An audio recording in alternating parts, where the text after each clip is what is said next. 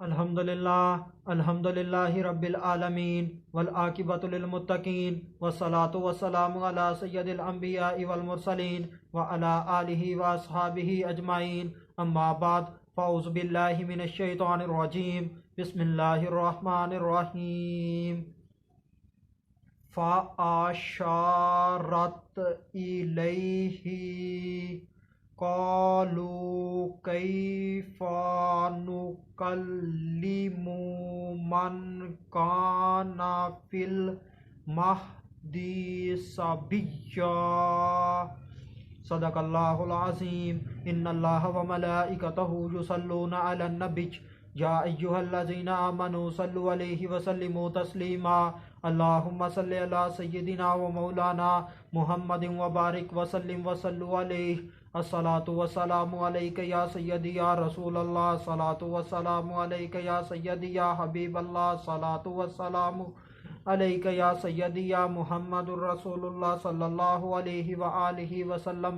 اللہ تبارک و تعالیٰ کی حمد و ثنا اور اس کے پیارے حبیب حضرت محمد صلی اللہ علیہ وآلہ وسلم کی ذات اقدس پر درود و سلام کا نذرانہ پیش کرنے کے بعد میں سچے دل سے دعا گو ہوں کہ اللہ عز و جل میرے حاضرین ناظرین سامعین کے مال جان عزت آبرو میں برکتیں عطا فرمائے، اور دعا گو ہوں کہ اللہ پاک مجھے حق سچ ٹھیک ٹھیک بیان کرنے کی توفیق عطا فرمائے۔ اگر اس میں کوئی غلطی کوتاہی ہو تو اللہ عز و جل اپنے شانی کریمی کے صدقے سے مجھ بندہ ناچیز کو معافی عطا فرمائے۔ دعائیہ کلمات کے بعد آج کا جو میرا عنوان ہے وہ یہ ہے کہ بی بی مریم سلام اللہ علیہا کا اپنے بچے کی طرف اشارہ کرنا۔ خطبہ کے اندر تلاوت کی گئی آیہ کریمہ سورہ مریم پارہ نمبر 16 آیت نمبر 29۔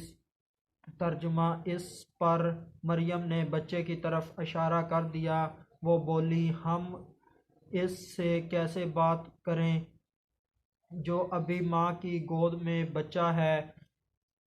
اب جب سب لوگ جمع ہو گئے، مرد بھی آ گئے، عورتیں بھی آ گئیں، تو بی بی مریم سلام اللہ علیہا وہ کام کرنے والی ہیں جس کا اللہ عز و جل نے حکم دیا ہے۔ وہ کام یہ ہے کہ بی بی مریم سلام اللہ علیہا کا اپنے بچے کی طرف اشارہ کرنا، کیونکہ بی بی مریم سلام اللہ علیہا کلام نہیں کر سکتی تھی، کیونکہ یہ حکم ربی تھا۔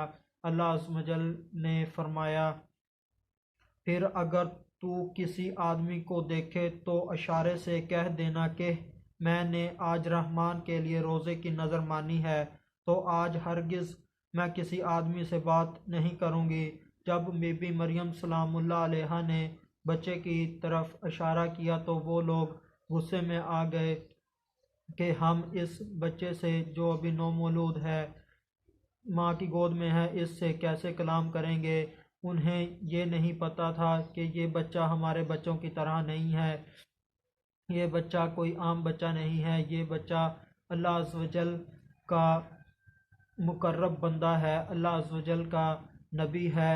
اللہ عز و جل کے مقرب بندوں سے ایسی انہونی باتیں ہوتی رہتی ہیں، جیسے کہ میرے نبی کریم صلی اللہ علیہ وآلہ وسلم نے پیدا ہوتے ہی سجدہ کیا، اور میرے نبی صلی اللہ علیہ وآلہ وسلم کی امت کے ولیوں نے پیدا ہوتے ہی روزہ رکھا، جیسے کہ خواجہ غریب نواز سلطان الہند سنجری رحمۃ اللہ تعالیٰ علیہ نے پیدا ہوتے ہی روزہ رکھا، یعنی کہ سحری کے وقت آپ رحمۃ اللہ تعالیٰ علیہ نے والدہ کا دودھ پیا اور پھر سارا دن دودھ نہ پیا، پھر مغرب کے بعد آپ رحمۃ اللہ تعالیٰ علیہ نے اپنی ماں کا دودھ پیا۔ اسی طرح سیدنا شیخ عبد القادر جیلانی رحمۃ اللہ تعالیٰ علیہ نے بھی روزہ رکھا شیر خوارگی کی عمر میں، آپ نے بھی سحری کے وقت ماں کا دودھ پیا، پھر سارا دن دودھ نہ پیا اور مغرب کے بعد ماں کا دودھ پیا۔ بالکل اسی طرح حضرت عیسیٰ علیہ السلام نومولود ہونے کے باوجود نہ صرف لوگوں سے کلام کیا، بلکہ حضرت عیسیٰ علیہ السلام نے ایک مکمل اور فصیح تقریر کی۔ اس آیہ کریمہ کے اندر لفظ کانا آیا ہے، اس سے مراد ماضی نہیں ہے، کیونکہ جو گود میں ہوتا ہے وہ بچہ ہی ہوتا ہے، بلکہ کانا یہاں پر اب کے معنی میں ہے۔ ابو عبیدہ رضی اللہ تعالیٰ عنہ نے کہا کہ یہاں پر کانا لغو ہے۔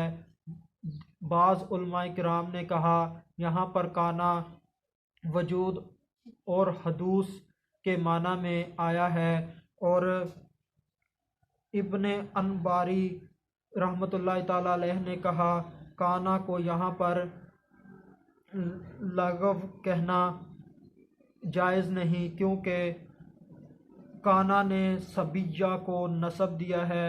المہد اس آیت کے اندر لفظ ذکر ہوا ہے، اس کے متعلق مفسرین کرام کے بھی مختلف اقوال ہیں۔ وہ چارپائی پنگھوڑے کی طرح کی تھی، یہ پہلا قول ہے۔ المہد سے مراد ماں کی گود ہے۔ تیسرا، المہد مطلب یہ ہے کہ ہم اس سے یعنی کہ حضرت عیسیٰ علیہ السلام سے کیسے کلام کریں جو نومولود ہیں، پنگھوڑے میں ہیں، چھوٹے ہیں۔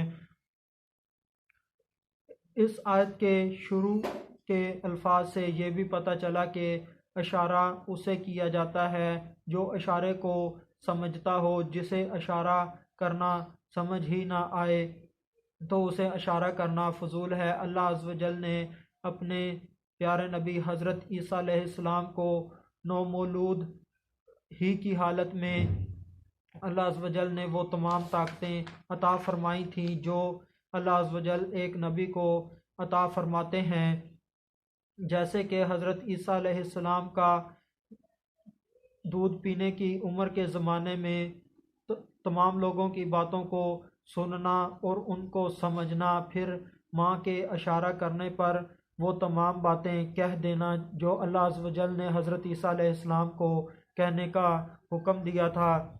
یہ حضرت عیسیٰ علیہ السلام کا پہلا معجزہ تھا۔ اللہ عز و جل نے حضرت عیسیٰ علیہ السلام کو شانیں عطا فرمائی ہیں۔ اللہ عز و جل نے حضرت عیسیٰ علیہ السلام کو بغیر باپ کے پیدا فرمایا ہے، اور حضرت عیسیٰ علیہ السلام نے پیدا ہونے کے بعد بہت ہی فصیح کلام کیا کہ سب لوگ حیران رہ گئے اور تمام شکوک و شبہات ختم ہو گئے۔ آخر میں اللہ تبارک و تعالیٰ سے دعا ہے کہ اللہ عز و جل اپنے ان پیاروں کے صدقوں سے ہماری بلا حساب مغفرت فرمائے۔ وما علینا الا البلاغ المبین۔